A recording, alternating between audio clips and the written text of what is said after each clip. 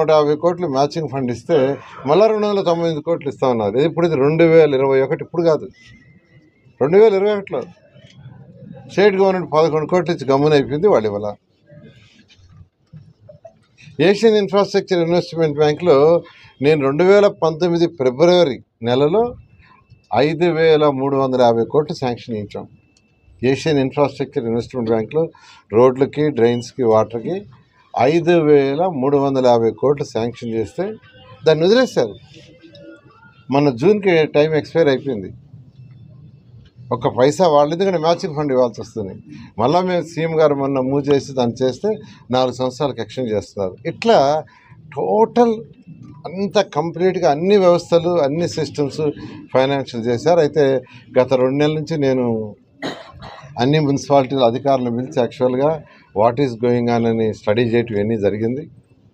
ఇప్పుడైతే యాక్చువల్గా ఏంటంటే మున్సిపాలిటీస్కే పోయి అక్కడే కూర్చొని అధికారులతోనూ ప్రజాప్రతినిధులతో డిస్కస్ చేస్తున్నాను. నేను ఇంకొక 2-3 నెలల్లో సిస్టమ్ అంతా మళ్ళీ నార్మల్గా వస్తుంది.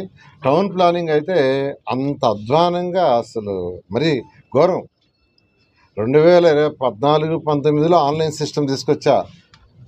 ఆన్లైన్ సిస్టమ్ ఫర్ లేఅవుట్స్ కావచ్చు, buildings, that is the first ఇండియాలో ఫస్ట్ ఆన్లైన్ సిస్టమ్ చేసింది ఆంధ్రప్రదేశ్. ఇప్పుడు వచ్చి చూస్తే 100 ఫైళ్ళు పెండింగ్.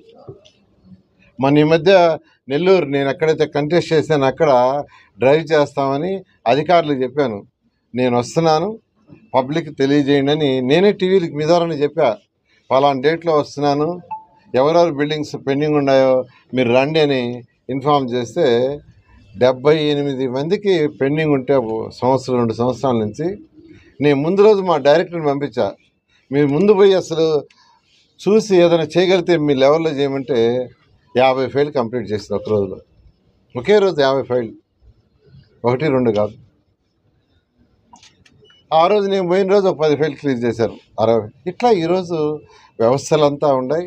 ఈరోజు కూడా యాక్చువల్ ఇక్కడ టౌన్ ప్లానింగ్ సంబంధించి నేను కమిషనర్ గారికి చెప్పాను, అథారిటీ వాళ్ళు చెప్పా. ఒక 10 మందిని రమ్మని నేను మాట్లాడుతానని వాళ్ళు వచ్చారు. చిన్న పెండింగ్ ఉన్నాయి. అప్పటికప్పుడే డైరెక్టర్ గారితో మాట్లాడా. ఆ 10 ఆల్మోస్ట్ క్లియర్ చేశారు. ఇలా వ్యవస్థలన్నీ నాశనం చేశారు. చెత్త పని ఒకటి తీసుకొచ్చారు, పని అదన శుద్ధంగా చేశారంటే దాన్ని చేయలే. ఇలా అనేక అస్తవ్యస్తంగా ఉన్నాయి. అన్నా క్యాంటీన్స్ పేదలు, నిరుపేదలు 5 రూపాయలు చక్కడ పోసి కూడా మూసేశారు. అయితే ముఖ్యమంత్రి గారు చేసిన 5 సైన్లో ఫస్ట్ 5 సైన్లు అదొకటి. దాన్ని కూడా రాగానే 100 రోజుల్లో చేయమంటే మా మున్సిపల్ శాఖ అధికారులు 100 రోజుల్లో అనేది కేవలం 2 నెలల్లో 100 క్యాంటీన్స్ స్టార్ట్ చేశారు. వాళ్ళైతే 203లో దాదాపు 202 క్యాంటీన్స్ రెడీ చేశారు అధికారులు. అయితే ఎవరైతే ఫుడ్ సప్లై చేసేవాళ్ళు ఉన్నారో వాళ్ళు ఫస్ట్ ఫేజ్లో 100కే కిచెన్ రెడీ చేశారు. ఇంకొక 75 కూడా రెడీ చేస్తే రేపు 13వ తేదీ అంటే సెప్టెంబర్ 13వ తేదీ మరొక 75 అన్నా క్యాంటీన్స్ స్టార్ట్ చేస్తున్నాం. మిగిలినవి కూడా అక్టోబర్లో స్టార్ట్ చేస్తాం. ఒక పక్క డెవలప్మెంట్ చేస్తూ ముఖ్యమంత్రి గారు, మరొక పక్క పేదలు, నిరుపేదల కోసంగా సంక్షేమ పథకాలు కూడా చేస్తున్నారు. మా మున్సిపల్ శాఖ మళ్ళా 2014-19 లాగా ట్రాక్లోకి రావడానికి మరొక 2 నెలల నుంచి 4 నెలల్లో ఈ డిపార్ట్మెంట్ వస్తుంది. ఏది ఏమైనా ముఖ్యమంత్రి గారు ఒకటే చెప్తారు, ఎన్ని మనకి ఇబ్బందులు ఉన్నా ప్రజలకు చేసిన ప్రామిస్ని మనం నిలబెట్టుకోవాలని మాకు డైరెక్షన్ ఇస్తున్నారు. ఆ డైరెక్షన్లో ముందుకు పోతాం. వైజాగ్లోనే కాదు రాష్ట్రంలో ఎక్కడ చూసినా కానీ అక్రమ నిర్మాణాలు ఉన్నాయి. హైదరాబాద్లో లాగా ఏపీలో అలాంటిది ఏమైనా వస్తుంది సార్? అది అన్నీ స్టడీ చేస్తున్నాం యాక్చువల్గాను. అదే చెప్పింది యాక్చువల్గా అన్నీ స్టడీ చేస్తూ ఎక్కడెక్కడ ఏం జరుగుతుంది వాళ్ళు నాకు ఇక్కడ కూడా ఇచ్చారు యాక్చువల్ ప్రజెంటేషను. స్టడీ చేసి ఒక కన్క్లూజన్కి వచ్చి దాని మీద ఏం చేయాలో చేయడం జరుగుతుంది. టీడీఆర్ బాండ్స్ ఉన్నాయి, అది మరీ అస్తవ్యస్తం చేశారు. నాకు అసలు అలాంటివి చేస్తారని 2014-19 తెలియదు. నేను వచ్చిన తర్వాత ఆశ్చర్యపోయి ఇలాంటివి కూడా చేయటానికి ఉంటుంది. 1000 కోట్లు యాక్చువల్గా 2 కమిటీలు వేసాం, ACB committee and mall committee. 2 రిపోర్ట్లు ఇచ్చారు, మిగతా వాటిలో కూడా ఇస్తున్నారు. కోర్టు ఏదైతే ఆదేశం ఇచ్చిందో కోర్టు ఆదేశం ప్రకారం వాళ్ళందరికీ నెక్స్ట్ మంత్ ఎండింగ్ లోపల అన్ని దగ్గరలో టీడీఆర్ బాండ్స్ విషయం రిలీజ్ చేయడం జరుగుతుంది. ఆస్తి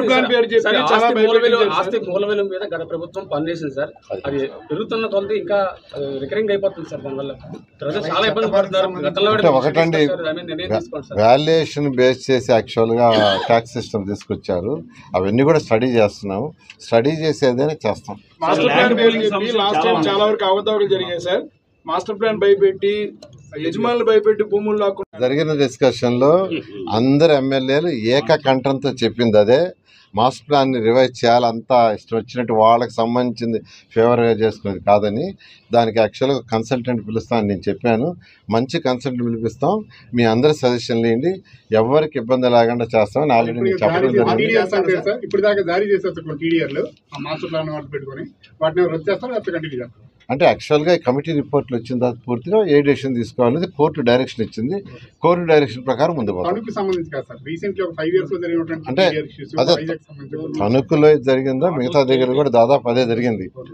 ఒక దగ్గర కోర్టు ఒక జడ్జిమెంట్ ఏదైతే ఇచ్చిందో దాని ప్రకారం మిగతా వాటిని కూడా ఫాలో అవుతాం. సార్, ల్యాండ్ పూలింగ్ సమస్యలు చాలా ఉన్నాయి సార్. విఎంఆర్డీ అంటే ఊడా ఆధ్వర్యంలో ల్యాండ్ పూలింగ్ చేశారు.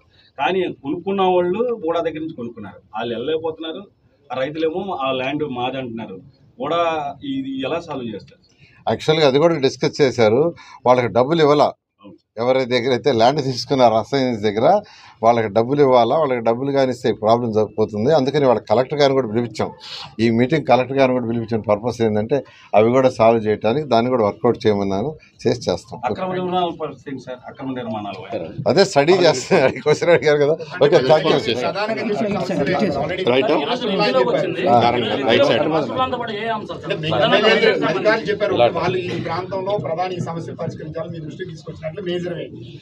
ఈరోజు యాక్చువల్గా మేజర్ వాళ్ళు చెప్పింది ఏంటంటే 1, 2 డెవలప్మెంట్కి ఎలా చేయాలనే దాన్ని డిస్కస్ చేశాం ప్రిలిమినరీగా. తర్వాత మా టౌన్ మాస్టర్ ప్లాన్ ఏదైతే